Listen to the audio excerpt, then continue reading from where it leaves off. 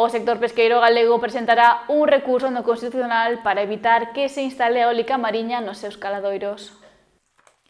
Era un tema que temían os profesionais do Mar de Galicia e contra o que loitaban, pero polo momento seguen adiante os proxectos para a instalación de parques eólicos no mar, concretamente en zonas moi productivas para os pescadores que ven como a súa actividade estaría en perigo. Estaba concertado onde estaban delimitados os POEN, un recurso que era desde a plataforma en defensa do recurso marino, pois habíamos interpuesto pois un recurso de alzada contra eles, pero bueno, sabemos que o Tribunal Supremo pois non se implicou moito, e dixo que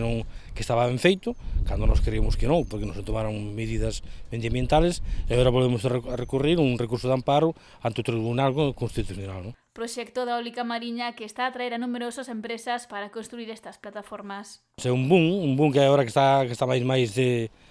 que o están poñendo agora polas partes onde non podían poñer os que eran os moños de vento que chegaban hasta baixo, hasta a agua en pouca profundidade, e agora collen máis profundidade, pero por eso fan os moños flotantes, non? E parece que hai un boom, que aquí temos unha chea de proxectos que estamos facendo evaluacións a todos os proxectos, pero bueno, os POEN están marcados, como marcaron desde o principio no goberno,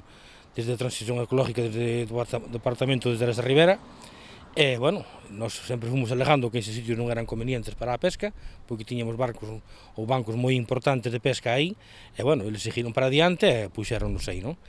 A nosa sorpresa é que agora, pois sí, siguen para adiante, cando nós pedimos uns informes do IEO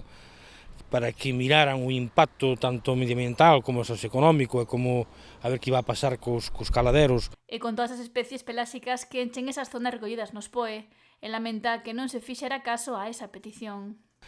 Cando sí sabemos que xa un impacto xa causa a través dos informes científicos, pero eles siguen para adiante co mesmo ímpetu, como se non pasara nada, non? Pérez apunta que unha das razóns polas que non se dá marcha atrás estes proxectos en zonas tan relevantes para a pesca galega é a creación de postos de emprego. Mentira todo, non sei onde os van a causar polos que están a efectos, o que se van a destruir moito, o que son os estados costeros e moitos sector da pesca, de moitas artes, moitas familias que si viven deso, non? Polo que dentro do sector consideran que a eólica mariña será a ruína dunha parte importante da flota. Nós pensamos que sí, que non é compatible, non? Que non é compatible con eso. Nós só lle pedimos que, por lo menos, que tuveran en conta o principio de precaución, que se mirara primeiro, que despois non hai marcha atrás, non hai volta, que se mirara primeiro o impacto que podía causar eso, que lle iba a pasar ás poblacións dos peixes, que lle iba a pasar ás larvas, o que pasa co bonito que pasa por aí, os efectos que fai o ruído, e todas as ondas magnéticas cantas hai na agua, que sabemos que si fai moitísimo efecto, e claro, e despois se hubiera que montar, pois se miraríamos onde causara menos impacto, onde nos torbaron. Pero eles non miran nada, siguen para adiante, e bueno, ese é un fado que temos todo o sector da pesca.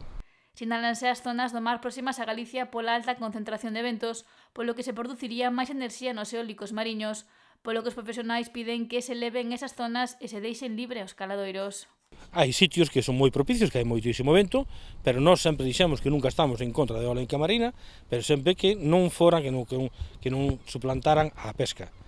Se onde estemos os nosos caladeros, os mellores caladeros de pesca, pois é onde temos que nos pescar. É onde non estorben, onde non estean eles, é onde os teñen que implantar. Dixémoslle por activa e por pasiva, dixémoslle que fixeran estudios e onde se van a implementar son zonas de pesca, bancos de pesca moi importantes para nós, non?